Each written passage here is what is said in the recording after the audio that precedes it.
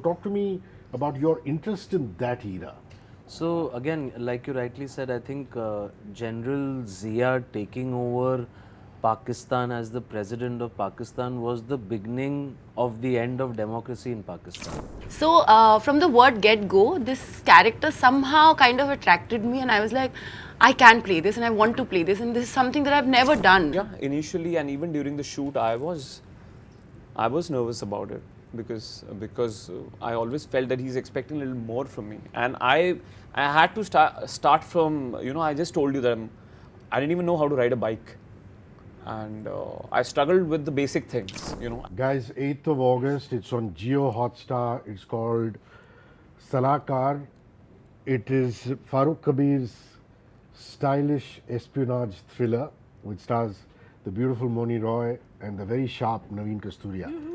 From me, Hrishi K, everybody who's watching, listening, please go give this show a lot of love. Hello people, how are you? Hey Hrishi bhai.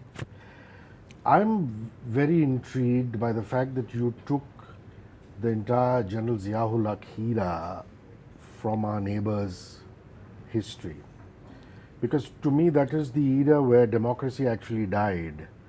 Because General Zia imprisoned and then eventually hung Bhutto, Yes. took control, and since then there's been no looking back for the army because successive governments have been toppled, and to have a powerful actor like Mukesh Rishi play Zia, such a forgettable character in history. Yes. You want to forget him. Yes. I think was very, very interesting. So talk to me about your interest in that era. So again, like you rightly said, I think General Zia taking over Pakistan as the president of Pakistan was the beginning of the end of democracy in Pakistan. If you go to see, after President Zia till today, there is no government in Pakistan that has even completed its successive 5-year term. None. Zia was the only man, because of his dictatorial nature, that ruled for 10 straight years. That also not through the ballot, but through the barrel. And at that time, within that era, what India feared most was General Zia, because not only was General Zia trained at the Indian Military Academy in Dehradun, he knew the Indian Army extremely well. He knew installations. He had so much information on India, which was the scarier part. And just like way back in history, when Germany wanted to make its first A-bomb, its first nuclear bomb, the worry within the Americans was not that Germany was making the nuclear bomb. The worry was that this was Hitler's Germany that was making the nuclear bomb. That man had the potential to press that red button on the nuclear device. The same fear was with General Zia. So this chapter of history actually is not taught to us in our textbooks, because this is espionage part of history.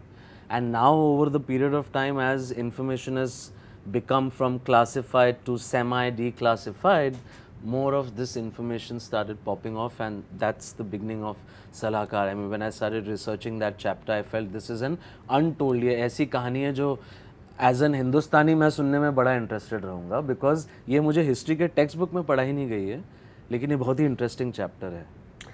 I love that you're able to live a double life through your character, because that's what espionage and agents are. Like for example, your scenes with Suraj's character involves a lot of sensuality. Surya. I beg your pardon. No, not really. Surya Sharma. Oh, yeah. And at the other end of the spectrum, they do show that she can kick butt. She can when she has to get down to business and get these secrets out.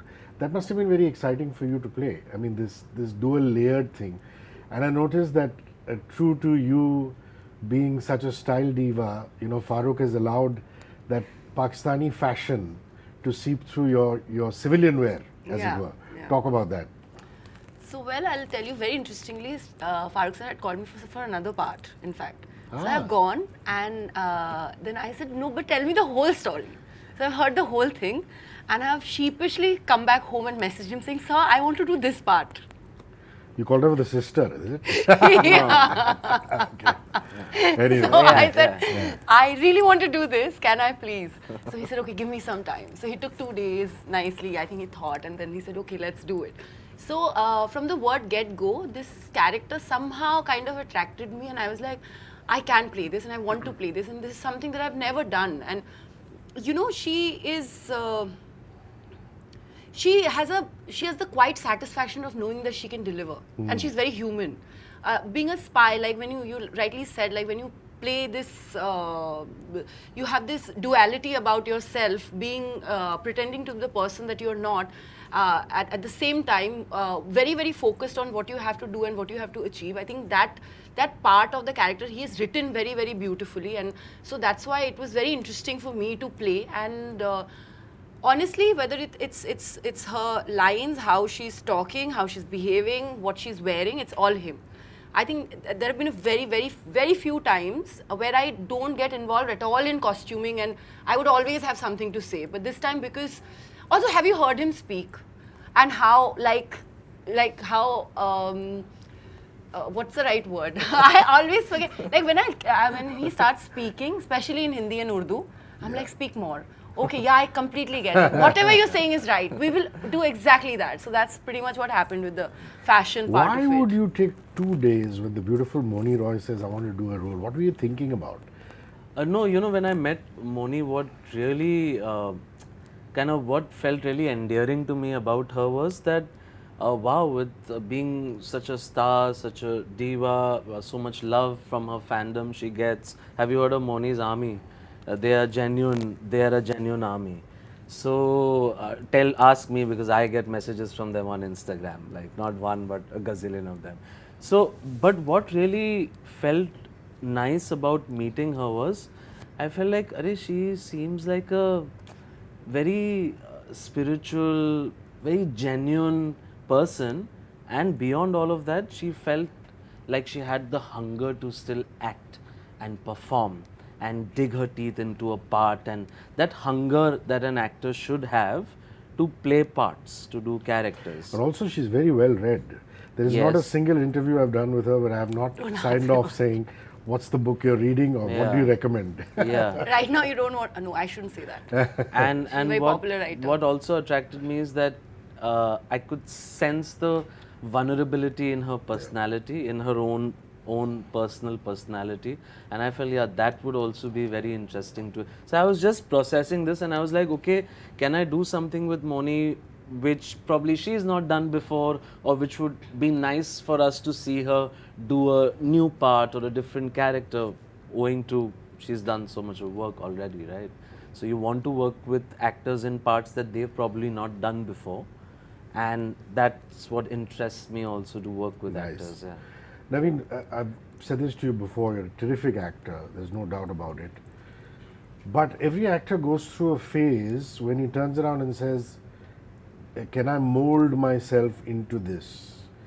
And given that, I mean, he's worked with the Nasiruddin Shahs of this world, but his last 2 films were with Vidyut, who's a mainstream action hero, bona fide action superstar. And for you to come into a part, one is the espionage and the spy aspect of it, which you knew you would nail. But the requisite physical toughness required, that these guys have to have it, you know. Did that make you a little anxious in a good way and spur you on to work harder at it? Yeah, extremely anxious, and I wanted to impress Faruk, but his standards were very high. He had worked with Vidyut Jambal, and I would occasionally, confide in him and tell him that, and he would then categorically tell me that, no, I'm not expecting that from you. So we worked on physicality of this character, we worked on the action part, we did rehearse, and but yeah, initially and even during the shoot, I was nervous about it, because I always felt that he's expecting a little more from me, and I had to start from, I just told you that I didn't even know how to ride a bike, and I struggled with the basic things. I didn't know how to use the gun, so that made me anxious, and I tried working on it, and I hope we're looking convincing. I love that there are two timelines. One is, of course, the late 70s, and one is modern day India and Pakistan. But what I love is you've got somebody like a Purnendu da, who is playing his modern day version, Naveen Kasturia's modern day. And that is brilliant casting to me. This is Purnendu Bhattacharya, is a remarkable actor, doesn't get as much credit as he should get. Yeah. So talk to me about that. Was that a casting process? So Or did you immediately just instinctively say, Naveen in two eras, Purnendu da and him? No, we tried. I was contemplating various things. We also tried to think whether I could age Naveen through a prosthetic process. Interesting. And what would that encompass? How much time would that take? What that process would look like given the time and the schedules that we had. Then that wasn't fitting in. Then I started looking for actors who have similar features like Naveen. So that from young to old, when you see them, there is a certain physical match in the face. I mean, the nose, the forehead, the cheekbones, the high cheekbones, the nasolabial lines, the jaws, just like facial features. So if I show you one picture which I have in my phone, where I have Purnendu and him together, you won't believe how many features of theirs actually match. Wow. So that's why Purnendu da. There were many other actors who I was also contemplating, but his features with Naveen, actually when you age Naveen's face, he will go towards looking more like Purnendu da than any other actor that was in front of me at that time. So we had to do a lot of that Photoshop kind of thing and put it into AI and try and understand how they're going to merge and match. And so that's why, like one of the things I got in the trailer, somebody saw it, somebody, Mouni also knows, and they said, that young actor of yours, Naveen, he's aged really well into that character. Yeah. That's a good one. That's a compliment. That's a compliment, Huge right? compliment. And Huge so, compliment. Purnendu da to Surya to we have another actor called Siddharth Bharadwaj in the show who's done series like Delhi Crime, etc. We have Ashwath Bhatt, who's again in NSD and does a lot of clowning himself. A bunch of very interesting actors. I want to compliment your acting skills now. There's a particular scene, I've only seen the 2 episodes. There's a particular scene where the army general leaves the room and suddenly you switch. And, your hands have to work very, very rapidly because you're switching buttons and this and that, and you're trying to get some information out, captured on glasses and things like that. I often find actors who are immediately have to make that switch be a little clumsy. And spies are not clumsy. Even if they're doing 100 things, the stillness of the hands is there because they've done this 100 times before. But often actors, and I mean even in Hollywood, where I've seen actors having to switch like this, suddenly go into spy mode, their hands or their fingers tend to be clumsy. You feel, oh my God, this person has done this for the second time or done a third take on it and managed. Yeah. But our hands are very sure, moving through things. And I think that's measured acting. So talk to me about that. Honestly, it's all him. He told me every single. Okay, yes, I'll give the credit where it's due. Initially when we were rehearsing the scene, I was faltering and so he was very precise about it. It helps me, I can take direction, like if you are very precise with me, do this, one. And then what happens, because I'm a dancer, I treat everything like a choreography. I told him the first day. So Dancers and fighters, this is a choreography. Yeah, I treat everything like a choreography. I was like, okay, I have to be precise, I have to do this much, not more, not less. So this is the same thing we did the scene with Surya as well. When you saw it, initially when sir was telling me, I'm a very lost and confused person on day 1, day 2, and these were the initial days when we're shooting. I was trying to find my footing really. He was very, very precise, and then I was like, okay, let me treat it like a piece of choreography that I have to do, and that's all. Yeah, actually, you were like 1, 2, 3, well 4. Done. Yeah, well done. I mean, an actor has to just break it down what is most comfortable to them. Yeah. Don't you think she's a very underrated actor? Like, I do, which is actually why think I said, like that. Like, you know, because she gets enough compliments for her style and her yeah, looks, yeah. which is very obvious. She's so gorgeous that. Yeah, Wo- which is why it's important to reaffirm when she does a great job with the Yeah, acting chops. yeah. Thank you You know, so much. very well done. The other thing is Faruk Kabir's stylized way of filming things. One is to keep espionage real. For example, if you watch what Zoya has done in Razi, you know, or what Neeraj Pandey does. And then there is the Rohit Shetty, Faruk Kabir kind of, you know, there things are stylized. There is some slow motion. There is some choreography. There is some Shakespearean drama. Yeah, Yes. and why not? I mean, everybody doesn't have to make a very staid, real life kind of thing. You Yeah. can, And you I can don't keep it like stylized. slow burners since we had the Yeah, OTT yeah, platform. sure. I mean, That must have also taken a little getting used to, because your body of work that I see thus far is more in the natural, here and now, non-stylistic mode. So I'd like you to comment on that. No, I'd done a few slow-mo shots in Aspirants, but never done action sequence like that. So I feel, sir, it's the way you shoot things, no? But for me, while acting, I'm pretty much doing the same thing. I'm trying to approach it in the in the most real way possible. Okay. You know, it's sometimes you have to adjust according to the camera, but that happens with other projects also. So the style that you see, it's mostly created by Faruk. I didn't have to really approach it. Sometimes I had to be a little stern about certain things. You know, I would make sure that I don't blink. But that's about the character. I don't think it has to do with styling. Am I making sense? So, that's so. So your approach was pretty much the same. You just left all the other stuff to him and Yeah, said, you know, you it's- give me directions. My You know, if styling. I have to go down with the camera, you know, things Sometimes. like that. I mean, there was a moment when I had to, you know, when the camera is moving and you have to move with the camera, sometimes you can't be real. You know, you cannot walk with the same speed that you walk generally. Sometimes you have to go with the camera. you and with- changed your walk also, right? Yeah, Like I you did. worked on that also. So, but yeah, for the character, I had to work on certain things like my posture, my walking, Sure. my riding. Sure. I think that also added to the entire style of the show. I believe. There are I'd like lots to, of, I'd like yeah, to sure, add sure. something.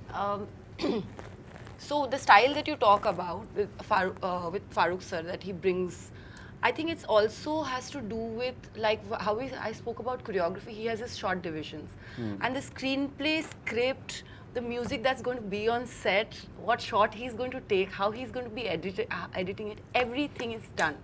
Everything is on paper, everything is in his head. He will come and explain it to you that that's what his vision is, this is what he wants, that's how he wants you to walk, that's where you come and sit.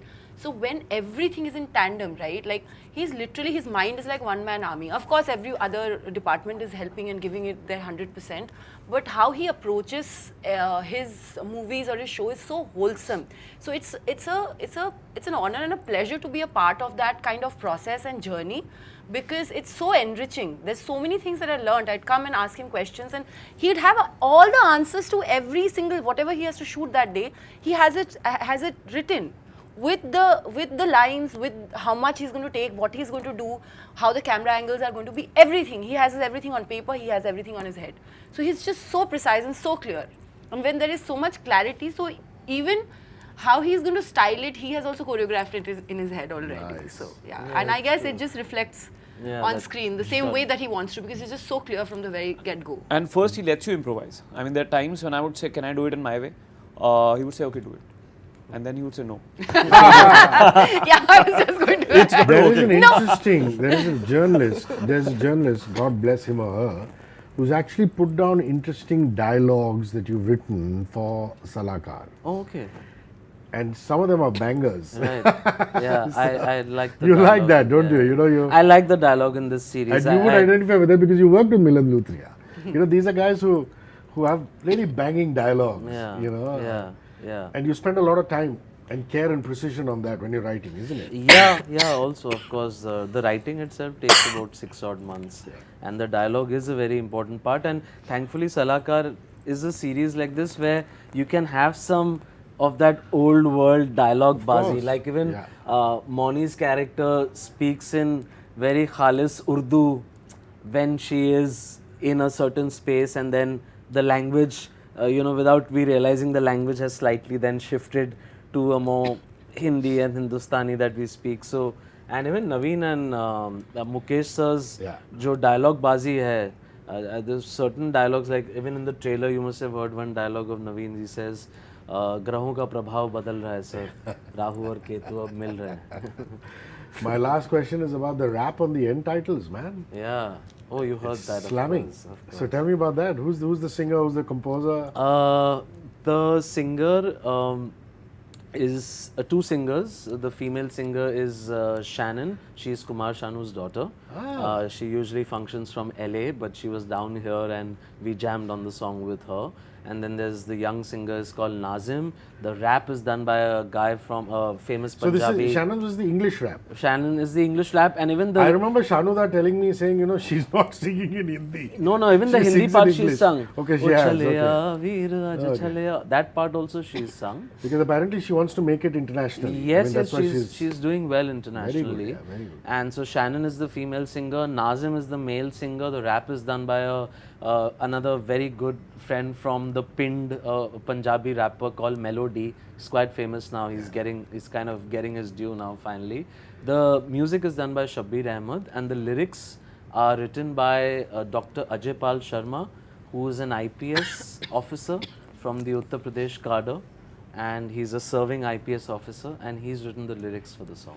Faruk and his friends in higher places. For sure. Guys, 8th of August is on Jio Hotstar. It's called Salaakar. It's a Hotstar special. Please go give it a lot of love. It stars Naveen Kasturia, Mukesh Hrishi, Mouni Roy, Purnendu, the fantastic ensemble cast, and of course it's directed by Faruk Kabir. Thank you very much. Cheers. Thank you so much. Thank you so much. 94.3 Radio 1.